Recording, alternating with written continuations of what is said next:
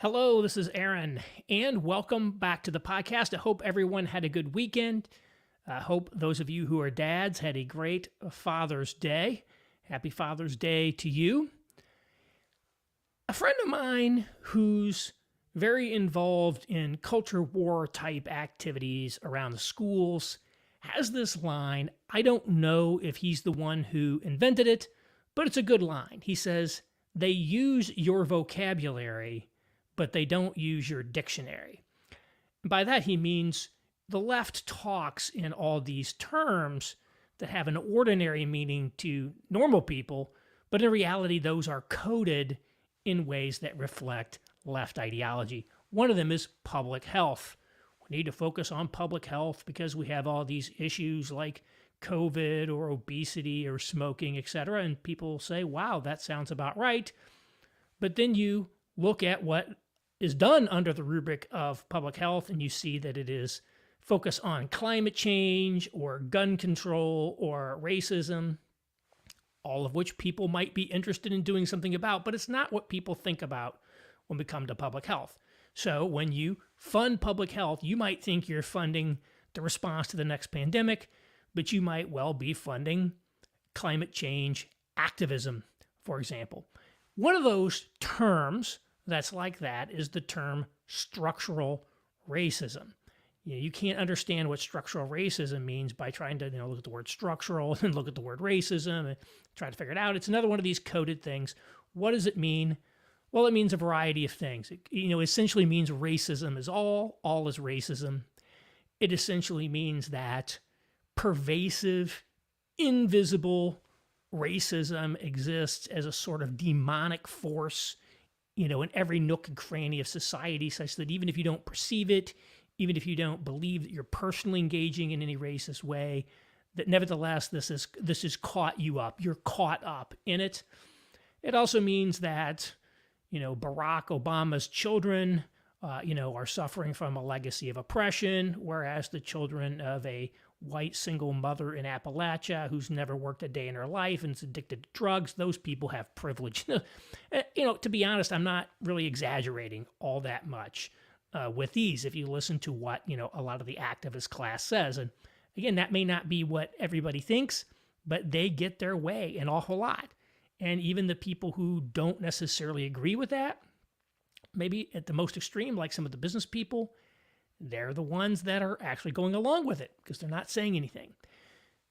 But I think there's this tendency for conservatives who see that stuff to say, yeah, we got to reject that. But then they go to the opposite extreme and sort of take the bookend position rather than looking at what is actually true in the world. What actually is the role of structural forces there? So I think there's this sort of, and this is maybe perhaps similar to what happened with the Ukraine invasion. We saw, the whole apparatus of, American society go all in on a sort of a radical maximalist agenda on supporting Ukraine and, and all that. Well, people who didn't like that get pulled to the opposite extreme. Some people became sort of pro-Putin, which is really not the way you want to be. You end up getting in this extreme position. And a lot of conservatives are kind of steeped in a sort of classical liberal influenced view in which the individual and individual autonomy, individual agency, individual action is really what matters. And we shouldn't make recourse to all of these, other explanations, but rather we should take, responsibilities in individuals and do things. And to the extent that there is a force that operates on individuals, that force is the marketplace. And the marketplace is treated as essentially a natural phenomenon. It's something that's there, it's not created, or it's what's left when you strip away everything else. Or alternatively, it's presented as essentially an emergent property of sort of free and autonomous individuals acting on the world. And so I think that's how conservatives like to conceptualize the world, very focused on individual agency, rightly in many respects. Individual agency is important. I don't think they don't like structural explanations, in part because these sort of structural explanations strike them as Marxist, which, of course, there's a lot of structural explanations in Marxism. But I think in reality, we have to recognize that structural forces do play a very key role in both individual and group outcomes. And if we don't recognize that, then we're not going to have the proper diagnosis on many of the problems that afflict our society. So I want to dive in on a few examples of this that will hopefully resonate with a more conservative audience. One of them is opioids. Now, when I was a kid in high school in the 1980s in rural southern Indiana, basically hard drugs were not available. Nobody was on meth. Nobody was on heroin. Nobody was on opioids because these drugs basically didn't exist there. If you wanted to get hard drugs, you would have had to go into a sketchy neighborhood in Louisville, Kentucky, and buy them there. You could drink, you could get smoked pot or whatever, but people weren't dying left and right of opioids. And today, people are dying left and right of opioids. So how did that happen? Well, one, as I noted, they simply weren't available in the 1980s in the way that they are today. And maybe some of these were not on the market at that time, but heroin was a real thing back in the 1980s. Why was there no heroin there? Why were some of these things not there? And it's a result, in part, of structural changes in American society that were a result of conscious decisions made by people in authority. So in the early 90s, through the mid 90s, I spent a lot of time working in the pharmacy business. I was a consultant. Walgreens was my client for many years. I spent more years at Walgreens than anywhere else. In fact, we built all the technology that ran Walgreens pharmacies. And some of it may actually still be running their pharmacies today. And man, back in the 90s, narcotic painkillers were locked up tighter than Fort Knox. It was what I believe were called C2 or Schedule 2 controlled substances. You had to be super careful in how you handled these. And doctors had to be super careful in how they prescribed them. You started prescribing this stuff a little too much, you might have a problem with the DEA, the federal government. You might get in real trouble. And there was deep hesitancy to give these things out. Well, fast forward, we had all this stuff around pain advocacy. Pain is the fifth vital sign. We had all these lobbying groups from, Purdue Pharma and all this other stuff. A lot of changes in the way people thought. And so we started making it much easier to prescribe these drugs. Now, you go to the dentist, you come home with a vial of Vicodin, as the former health commissioner of the state of Indiana once told me. And it's kind of crazy, the amount of painkillers that they will offer you for nothing. They hand them out like candy canes. Why? Because they can. Because the scrutiny that was previously there is no longer there. In part, the reason we have an opioid epidemic is a result of a conscious decision by our society, the structure of pharmaceutical regulation in how to allow these things or not allow these things to be distributed and prescribed. So that's one structural factor that affects what's going on in those towns today. Another one, immigration. So it's no surprise that a lot of the stuff is getting carted in from Mexico now, the heroin and this stuff. And we now have a large Latino population scattered throughout America, including in all sorts of rural areas, that can be used by these cartels, as a sort of disguise to allow themselves to distribute this thing throughout them. And that's a reality. There is a connection between immigration and drug smuggling. And that's not to say that all immigrants are drug dealers or that there's not all these positive benefits from immigration, but we have to recognize this is one of the things. Our integration through immigration to Mexico has been a vector by which now all of this distribution is somewhat coming into the country. Whereas, again, in the 80s, it was much more limited. It's much more focused on Miami. That's where they had things like Miami Vice. And again, the distribution networks were much more limited. They weren't reaching out into these rural areas, which, in fact, they are today. So that's another structural factor. That's another thing that's a result of government policy that affects the individual level. Now, does that mean that individuals have no responsibility for their decision to use or not use drugs? No. What it does mean is that the environment in which individuals make decisions is determined in part by government policy, elite policies in the country.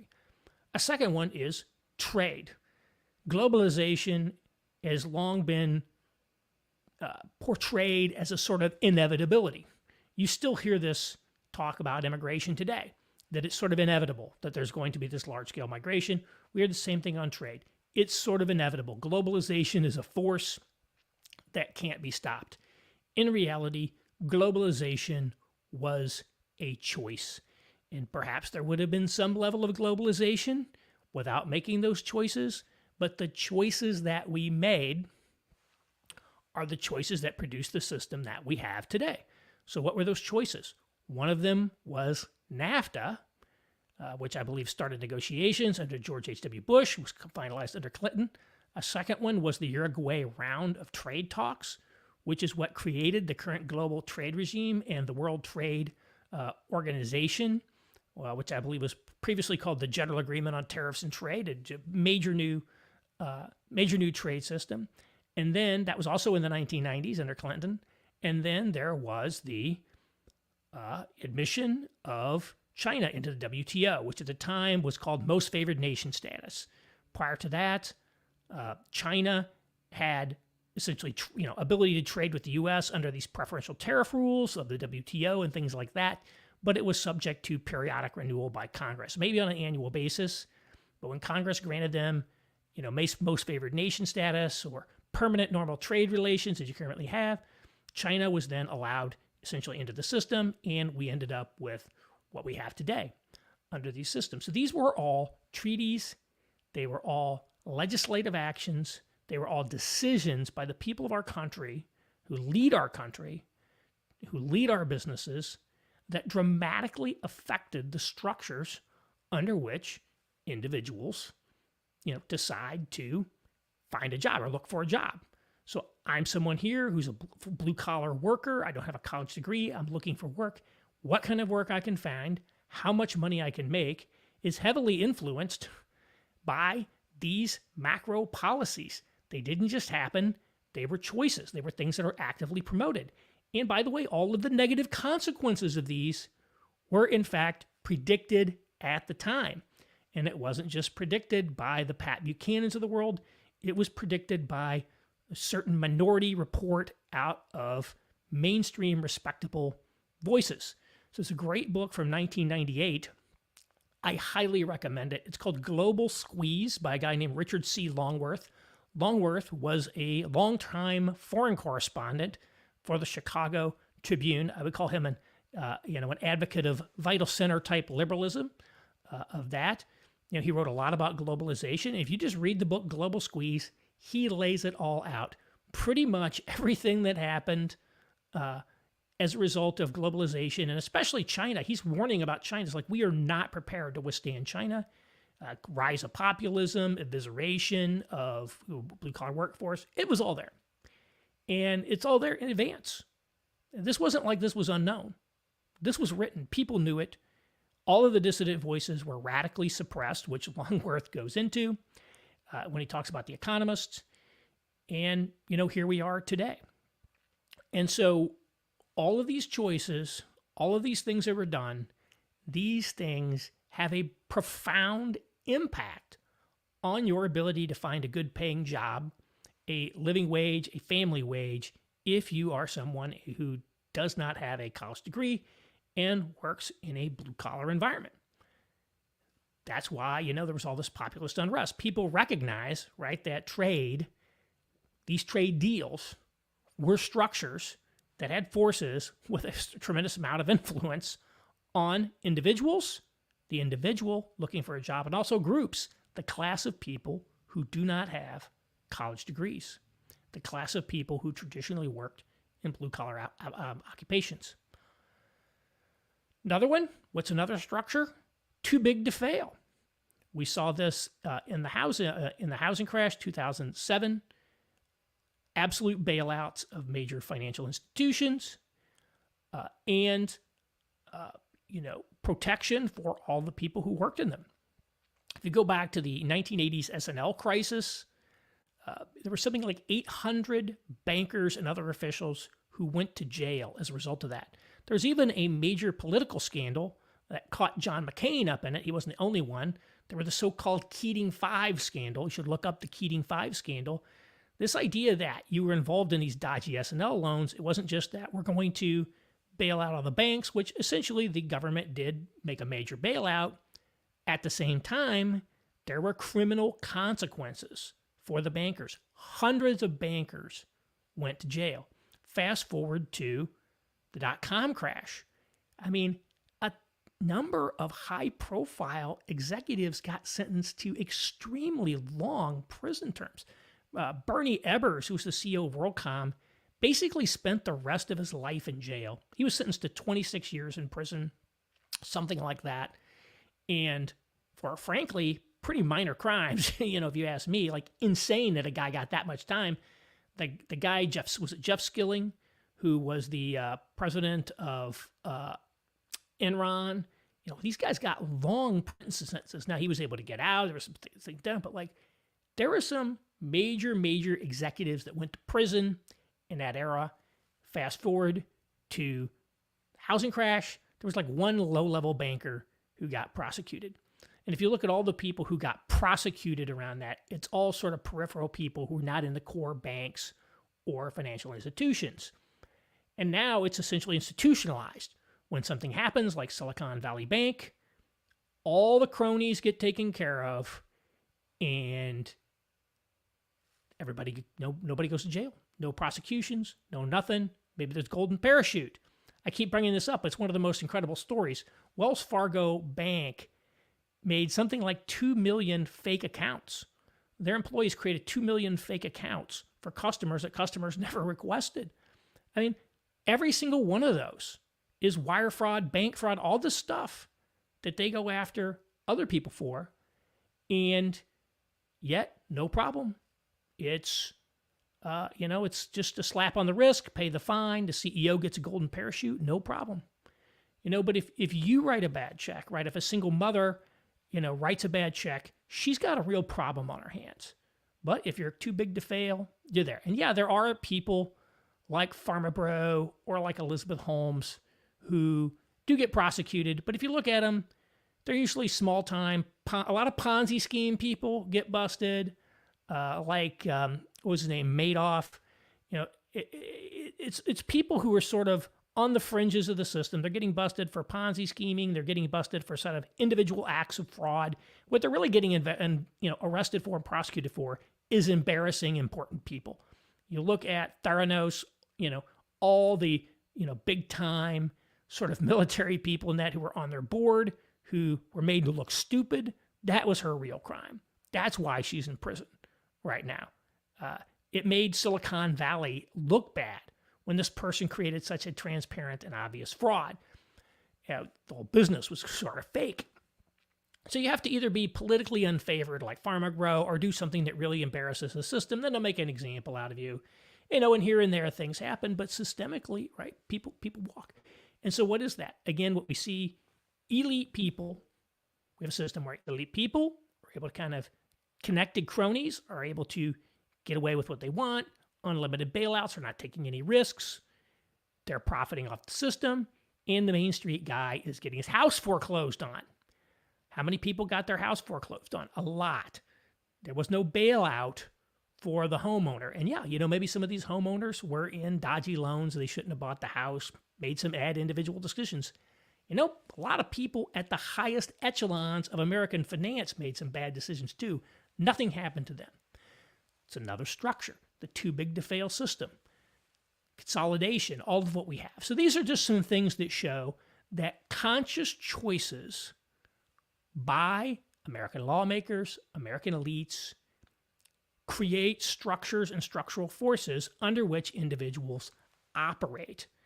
And it does affect the individual and the group. And one of the things that we've had as a result of this is we have a system that has favored the sort of top 20% class, certainly the top 5 to 1%, especially. Then there's sort of these kind of call them hangers on at the next tier, and badly disadvantaged the bottom 80%, right? The people without college degrees or who are in sort of low level professional employment. And so, yeah, these structures really do affect people. And oh, by the way, there is a racial overlay on this. Why? Because Black Americans have lower levels of educational attainment than other racial groups.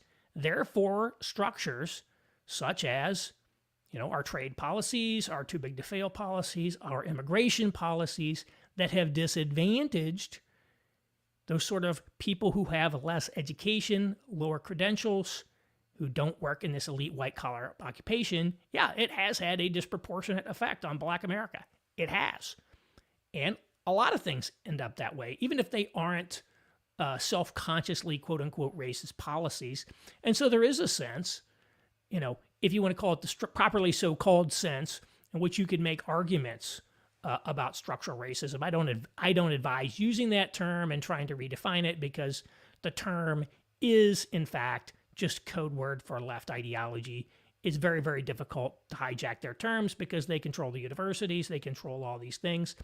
But the point is that in sort of rejecting the left ideology and sort of their terminology, it's very easy to become enamored of essentially the opposite position, which is frankly also not true. We don't live in a world where the individual is really the prime mover. In many cases, individuals make decisions, individuals have agencies, but individuals are operating within structures.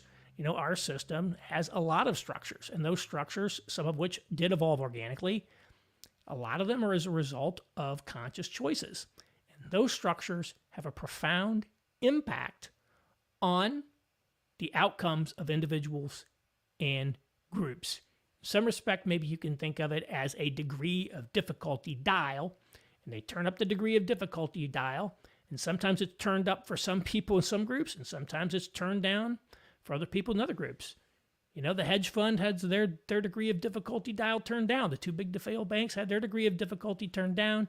You had your degree of difficulty turned up. So I think we ought to be careful not to become too hostile towards structural explanations, because if we actually want to deal with something like opioids, if we want to deal with the economy, if we want to deal, yes, with racial gaps, then structures have to be addressed. It's not just a matter of giving individuals more education, giving individuals more information, encouraging people to make better decisions, although all of those things are good, right? If we do not change some of those structures, we are not going to see a big move of the needle on some of these major issues like opioids. We're going to have to take some structural action. We're going to have to take some structural action on the economy. So just want to leave you with that. And the temptation, again, is always, if you don't like X over here that your political opponents are promoting, is to go to X times -1. Go to the opposite extreme, and we got to avoid doing that. And again, there's two things, I guess I would say. One is we have to become clear in our own mind about what the truth is. We have to understand what is the actual reality of the situation, both in terms of what is and what the best approach would be. And then secondarily on top of that is what is then the right political, culture, social engagement model that might promote the kind of change we want to see. It may be that it's not simply a recitation of the facts, that there are other rhetorical, organizational, political things that have to happen there. Nevertheless, I think the first thing we have to do is we have to get, rooted in on the truth.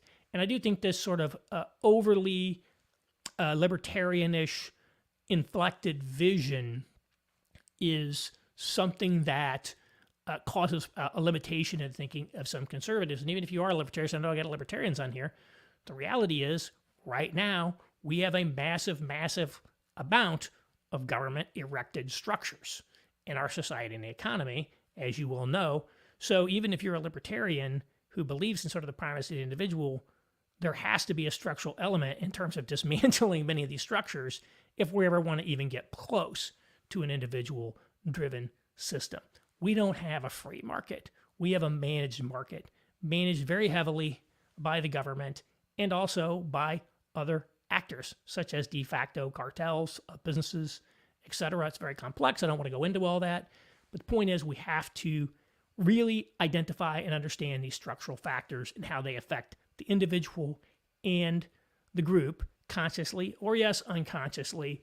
And that doesn't involve having to adopt the left's view of the world. So with that, I will say, see you next week.